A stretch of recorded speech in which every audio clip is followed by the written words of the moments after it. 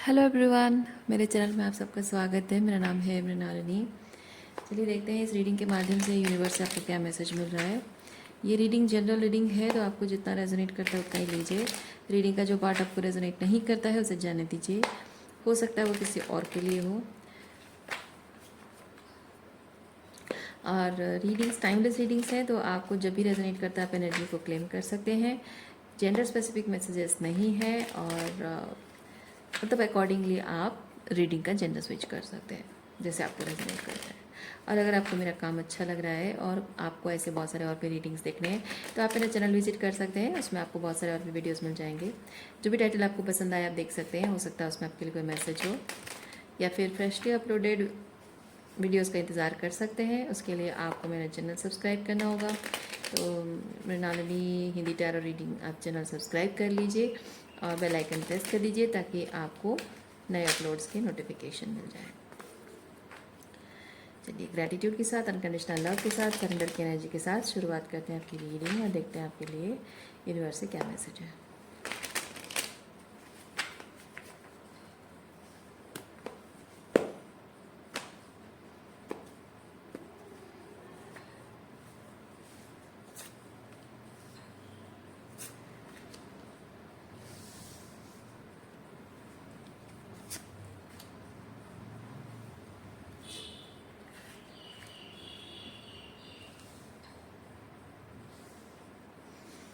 Bottom of deck में है magician.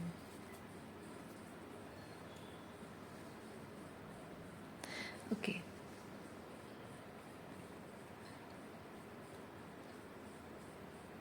कुछ ऐसा आपकी रियलिटी में मैनिफेस्ट हो रहा है या होने जा रहा है जो कि आप कभी एक्सपेक्ट नहीं करते थे। आपने कभी सपने में भी नहीं सोचा था कि आपकी ज़िंदगी इस तरह से बदल जाएगी और ये सब चीज़ें होंगी आपके जीवन में। Excuse me. जो भी आपकी रियलिटी में मैनिफेस्ट हो रहा है, शायद उस तरह की एनर्जी को या पर्सन को आपने पास्ट में रिजेक्ट किया है। ये कैसा मैसेज है? हाँ, मुझे ऐसा फील हो रहा है इसलिए मैं कह रही हूँ, पर मैं खुद ही सोच रही हूँ कि ये क्या मैसेज है, क्योंकि मुझे वैसा फील हो रहा है। You abandon something that is destine for you, right for you. ठीक है, something is right for you, you abandon it. लेकिन वो आपकी एनर्जी फील्ड से दूर नहीं था। फिजिकली भले ही दूर था, एनर्जी फील्ड से दूर नहीं था, because you are not ready for it. आपको लगा कि अब मुझे इसकी कभी ज़रूरत नहीं पड़ेगी, कभी नहीं ज़रूरत पड़ेगी। इसीलिए मैंने कहा कि आप उसे मैनिफेस्ट कर रहे हैं। आपने कभी सोचा भी नहीं था कि वो आपकी ज़िंदगी का हिस्सा बनेगा।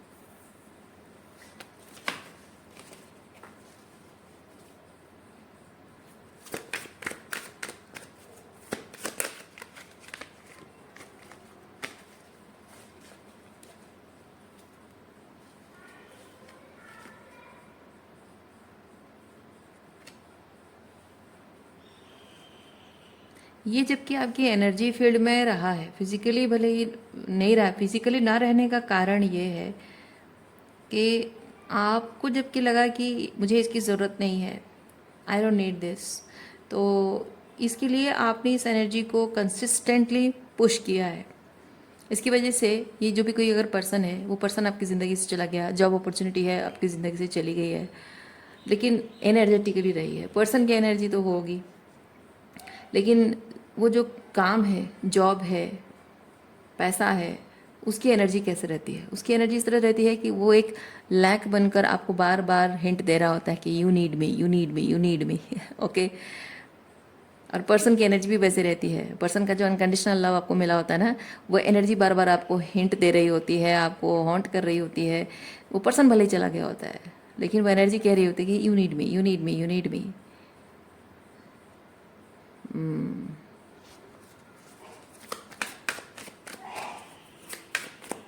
आपको लगा कि मैं अगर इस पर्सन को, जो भी आप मैनिफेस्ट कर रहे हो, मैं पर्सन कह रही हूँ, कुछ और है तो ठीक है, आपको जैसे रेजोनेट करता है वैसे लीजिए।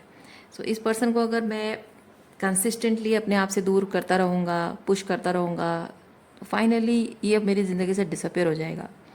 लेकिन अल्टीमेटली हुआ ये है कि ये आपकी ज़िंदगी से डिसअपेयर होने के बजाय, जो कि बहुत ही एनर्जेटिक, बहुत ही वाइब्रेशनल एनर्जेटिक जो भी कहिए उस लेवल पे था, अब वो 3D लेवल पे हो गया है। मतलब एक एक विजन जो ब्लरी, एक ऑब्जेक्ट जो कि बहुत ही क्या बोलते हैं, हेजी, कोई चीज़ हेजी दिख रहा होता है और ऑल ऑफ ए सडन चश्मा पहनते ही एकदम क्लियरली कैसे दिखने लगता है ना, ये वैसा है। ये बहुत ही हेजी एनर्जी थी, अब एकदम प्रोमिनेंट हो गया है ये, यानी कि एनर्जेटिकली था, फिजिकली हो गया है। या फिर कह सकते हैं कि जबकि जस्टिस कार्ड है, तो मैं ये कह सकती हूँ कि इस चीज़ का या इस पर्सन का आपकी ज़िंदगी में होना उसके लिए शायद प्रॉपर सेटअप नहीं था, और अब इट इट मेक्स सेंस, उसकी प्रेजेंस अब आप फील कर पा रहे हो, इट मेक्स सेंस।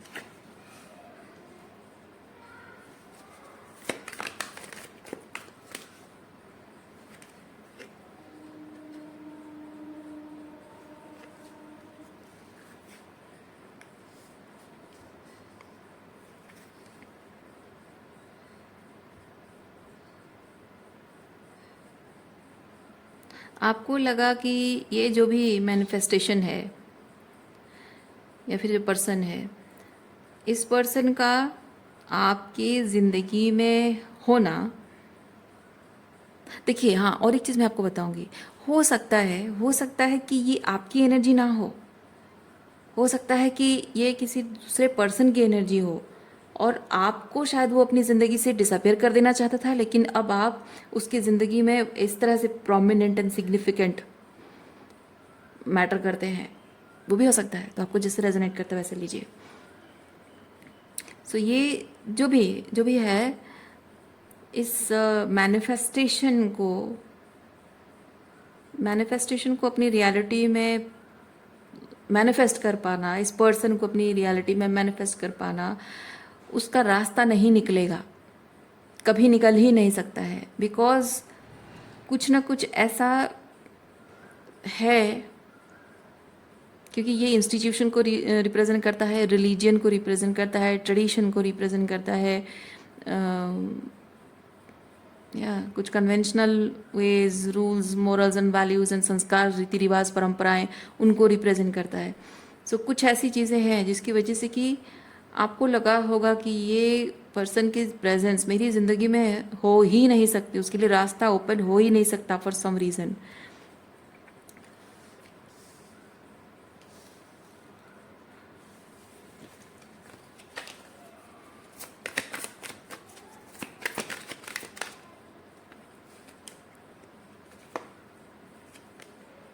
लेकिन उसके लिए रास्ता बन गया है, उसके लिए रास्ता अपने आप बन गया है।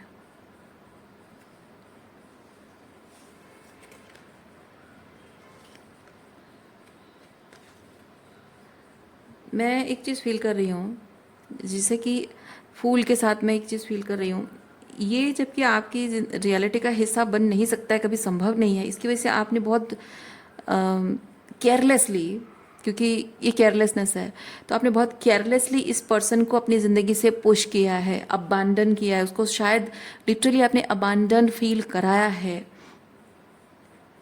सो आप उस वक्त बहुत लॉजिकल सोच, बहुत ही प्रैक्टिकल सोच रहे थे। शायद आपके मन में उसके लिए वो फीलिंग्स नहीं थी, वो प्यार नहीं था। लेकिन अब आप ये सब कब्ज़ की एनर्जी में हैं, उस इंसान के लिए प्यार, फीलिंग्स उमड़ उमड़ कर आ रही है आपके मन में।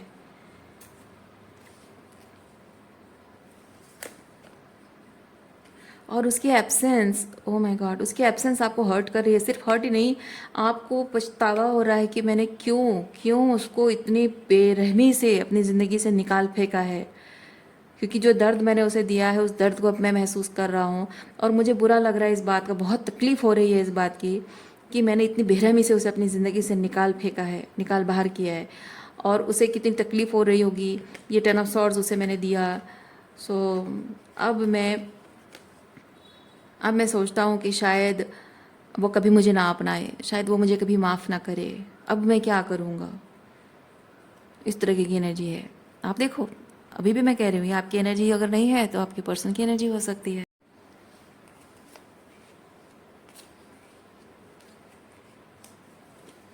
और क्या एनर्जी है देखते हैं।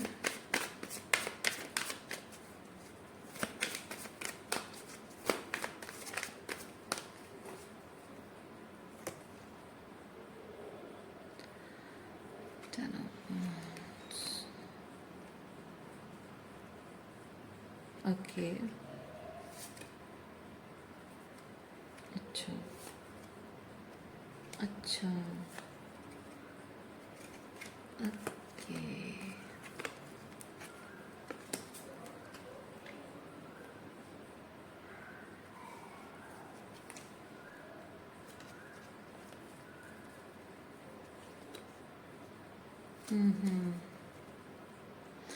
अच्छा, देखिए यहाँ पे ये हो रहा है कि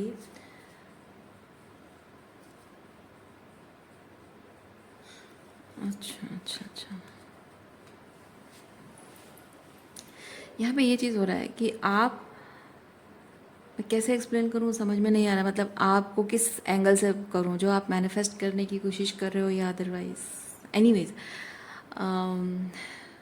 मैं इस तरह से एक्सप्लेन कर रही हूँ जिन्होंने अपनी गलतियों को सुधारनी है।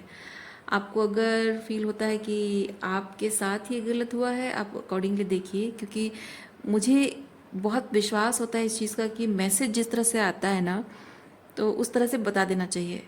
जस्ट बिकॉज आप लोग ये रीडिंग जो देख रहे हो, गलत आपके साथ हुआ है, तो नॉट नेसेसरीली कि सिर्फ आप लोग ही जिनके साथ गलत है वही देख रहे हो। ऐसा भी हो सकता है कि कोई ऐसा व्यक्ति जिसने गलती की है और उसे अपनी गलती का पछतावा हो और वो देख रहा हो।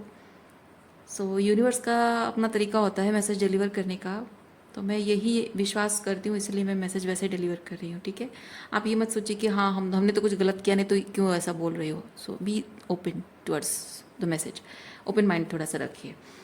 सो यहाँ पे ये चीज़ दिख रहा है कि जो आप मैनिफेस्ट कर रहे हो, जो आपको डर लग रहा है कि आपने जो पास्ट में गलत किया था उस वो चीज़ आपको, मतलब अटेंड, आपको एक्सेप्ट किया जाएगा या नहीं, माफ़ी दी जाएगी या नहीं।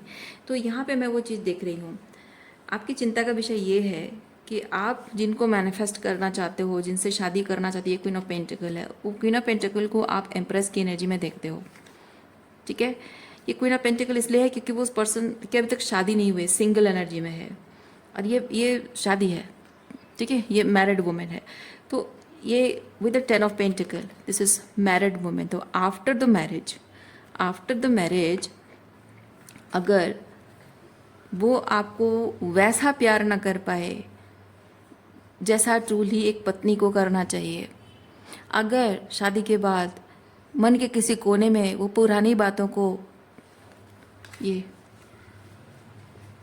पुरानी बातों को होल्ड करके रखी होगी, पुरानी बातों का जो डिसअपॉइंटमेंट होल्ड करके रखी होगी उसे छोड़ नहीं पा रही होगी, और उस बात से वो परेशान, आप परेशान हो, आप इस बात से परेशान हो कि वो पुरानी बातों को होल्ड करके रखी होगी और उस बात से मतलब मन ही मन दुखी हो रही होगी और कुछ बोलेगी नहीं, और शादी होने के बाद भी वही चीज़ें रहेंगी उसके मन में। तो शादी रिलेशनशिप जो है उसमें आप कैसे खुशी खुशी एक दूसरे के साथ आगे कैसे बढ़ सकोगे। हाँ, तो आप चाहते हो कि उनके मन में जो भी बात है वो खुलकर आपको बताएं। ओके, उनके मन में जो भी बात है वो खुलकर बताएं और सब चीज़ें आपको बताएं, क्योंकि कोई एक भी चीज़, एक भी बात ऐसी नहीं रहनी चाहिए जिससे कि आपको लगे कि ये बात रह गई थी हमारे बीच, रिकनसाइल करते वक्त ये बात रह गई थी, ये छूट गया था ये, और अब शादी होने के बाद ये सब बातें सरफेस पे आ रही हैं और उसी बात को लेकर झगड़े होने शुरू हो रहे हैं, वो आप नहीं चाहते हो। और ये आप अपने लिए नहीं सोच रहे हो, आप उनकी खुशी के लिए सोच रहे हो। सबसे बड़ी बात यही है। आप ये नहीं सोच रहे हो कि शादी के बाद फिर बोलेगी तो मुझे फिर झमेला सर दर्द हो जाएगा और मैं ये सब नहीं हैंडल कर सकता, वैसा नहीं है। आप उनकी खुशी के बारे में सोच रहे हो, उनकी तकलीफ़ के बारे में सोच रहे हो।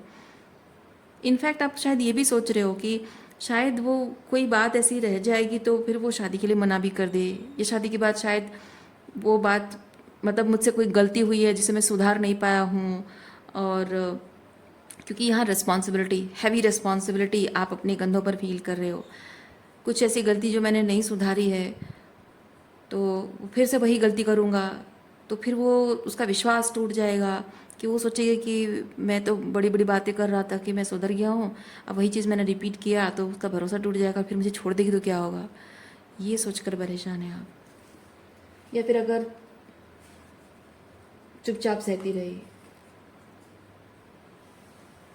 अच्छा, ठीक, चलिए देखते हैं और क्या है।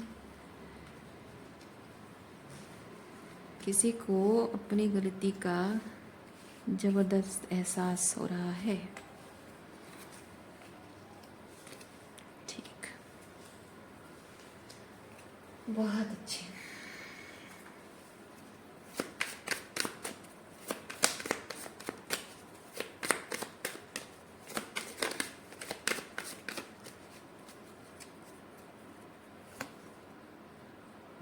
So finally somebody is ready to be emperor.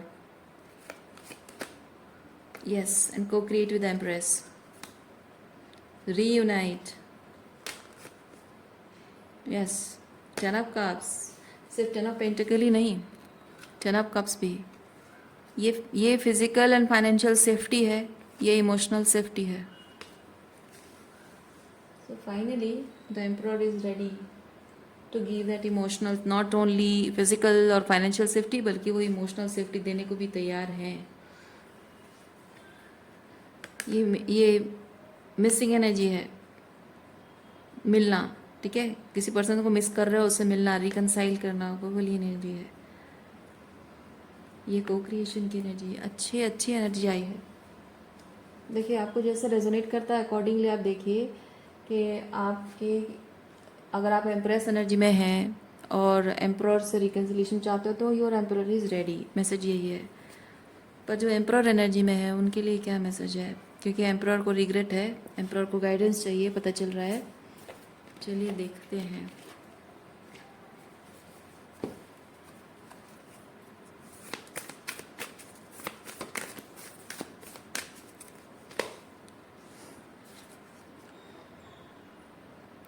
The ever unfolding rose cracked open. It's happening for you, not to you.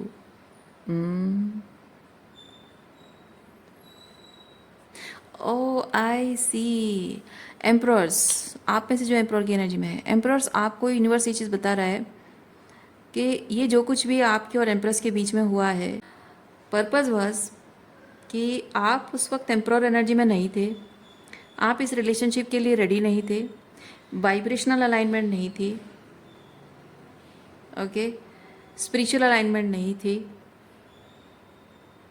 इसीलिए आप दोनों के बीच में ये सेपरेशन हुआ है।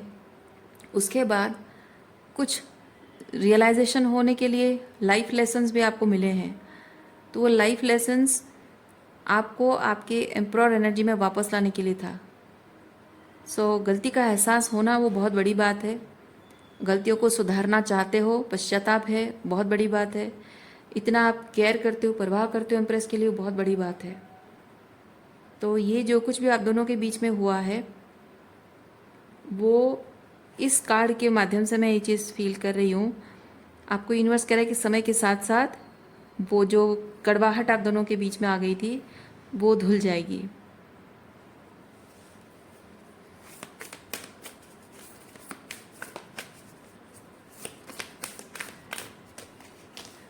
मैं एक चीज़ फील कर रही हूँ।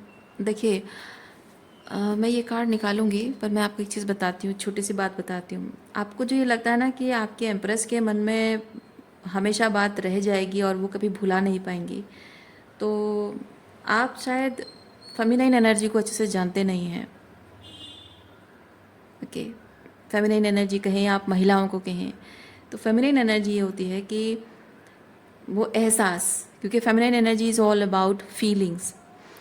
आप अगर फेमिनिन एनर्जी को या स्पेसिफिकली औरतों को अगर महसूस कराते हो कि वो आपके साथ सेफ हैं, उन्हें अगर महसूस होता है आपकी एनर्जी से, आपके बिहेवियर से, उन्हें अगर महसूस होता है कि आप एक्चुअली उनके लिए सेफ हो, वो जैसा चाहे वैसे आपके साथ रह सकती हैं, जो चाहे वो बोल सकती हैं और मन खोलकर अपने आप को एक्सप्रेस कर सकती हैं, एक फ्री स्पिरिट की तरह वो जी सकती हैं आपके साथ, आप उन्हें पिंजरे में बांधते नहीं हो, शादी के नाम पे एक सुनहरे पिंजरे में बांधते नहीं हो, बल्कि आप उनके लिए किसी तरह का कोई पिंजरा नहीं है, सब पिंजरे तोड़ देते हो आप उनके लिए, और उन्हें उड़ने के लिए खुला आसमान देते हो।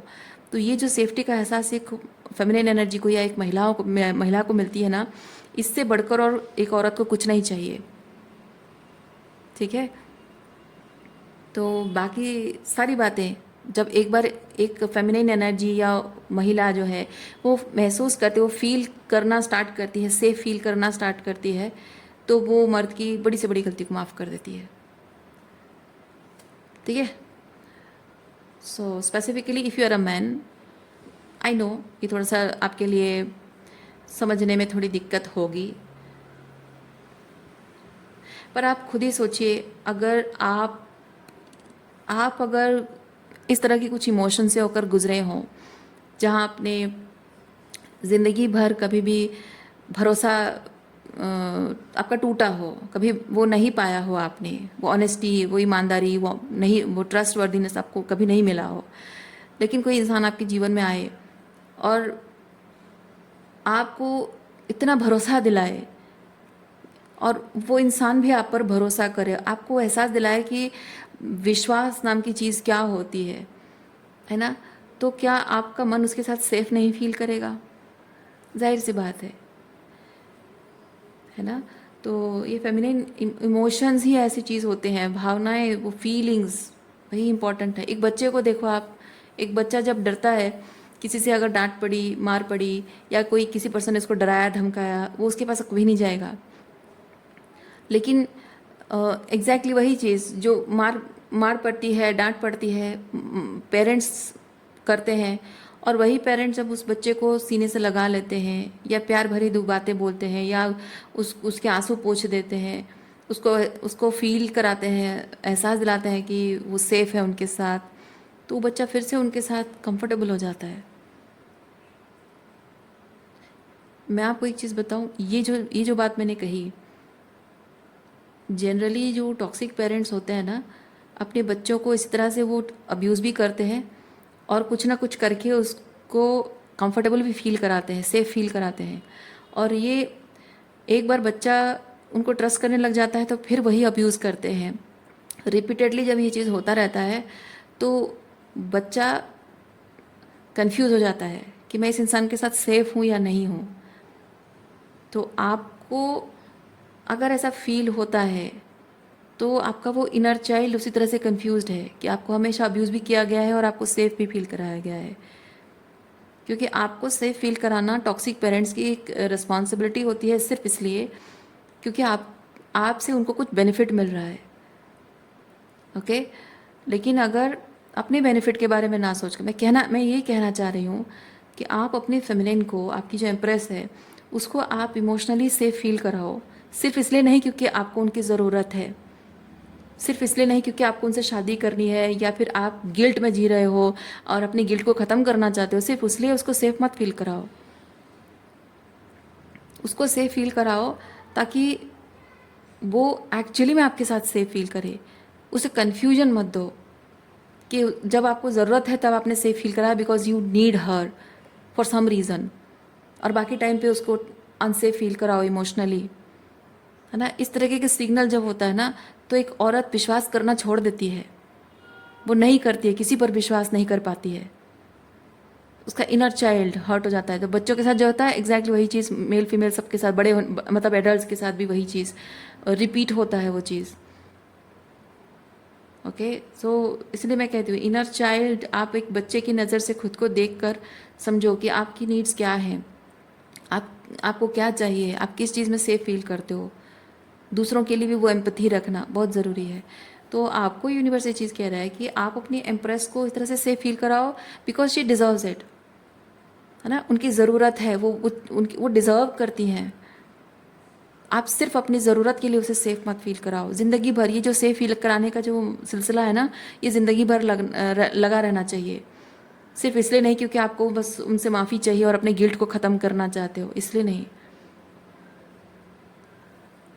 इवन इफ आप अगर उनको माफ़ी मांग कर अगर अपने गिल्ट को ख़त्म करना चाहते हो तो भी आप कर सकते हो, उनसे माफ़ी मांग सकते हो, अपने गिल्ट को ख़त्म कर सकते हो उनको, लेकिन एक क्लोजर उनको देना होगा कि मैंने अगर माफ़ी मांगी, मैंने रिकनसाइल किया तो ये सिर्फ इसलिए क्योंकि मैं गिल्ट में जी रहा था और मुझे अपनी गलती का एहसास है, मुझे पछतावा है कि मैंने तुम्हारे साथ क्या किया, मुझे उसके कॉन्सिक्वेंसेस समझ में आ रहा है। So I have been a I have been a bad person, तो मैं अपनी गलती सुधार रहा हूँ।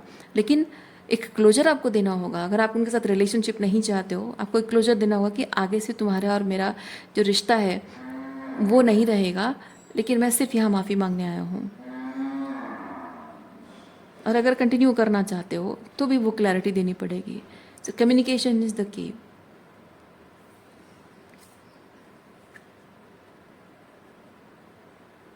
देखिए,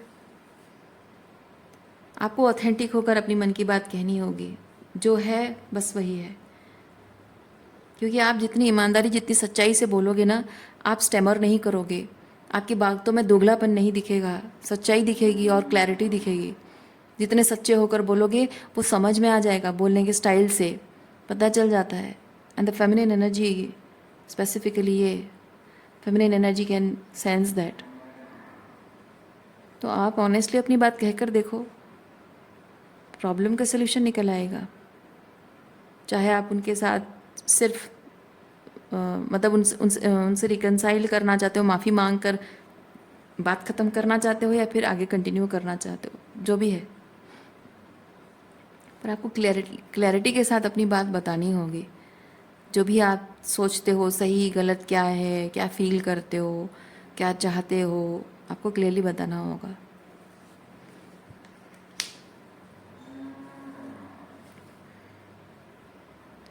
ये जो आपके मन में डर है कि किस बात का डर, मतलब लीप ऑफ फेथ लेना है आपको, रिजेक्शन का डर है, डांट खाने का डर है, या जो भी है, आप ये बेसिकली मैस्कुलिन एनर्जी है ना, फियर जो आता है वो मैस्कुलिन एनर्जी से आता है, क्योंकि लड़ाई झगड़ा, बदला लेना, किसी को डोमिनेट करना, ये मैस्कुलिन एनर्जी है। अपनी पावर शो करना बेसिकली। मैं नहीं कह रही हूँ कि मैन आर टॉक्सिक, मैं कह रही हूँ पावर एंड डोमिनेंस शो करना, वो मैस्कुलिन एनर्जी है। So why art you able to take a leap of faith? एक क्वेश्चन है। Because of some fear. किस बात का डर है? रिजेक्शन का डर है या कुछ और चीज़ का डर है? क्योंकि फेमिनिन एनर्जी में आकर आप अगर चीज़ों को खुद फेमिनिन एनर्जी में रहकर अगर आप ये चीज़ महसूस करें कि अगर आपको कोई सेफ्टी का एहसास दे रहा है, कोई आपको महसूस करा रहा है, सेफ महसूस करा रहा है, तो उस इंसान की किसी भी बात पे आपको भरोसा होगा। लॉजिक लगाकर सोचने से नहीं होगा। ओके? क्योंकि बात यहाँ फीलिंग्स की है। सो रीडिंग मैं यहीं पे रखती हूँ। उम्मीद करती हूँ इस रीडिंग से आपको कुछ क्लैरिटी मिली हो। मैं आपको नेक्स्ट रीडिंग में मिलती हूँ। अपना ख्याल रखिए, खुश रहिए, बाय।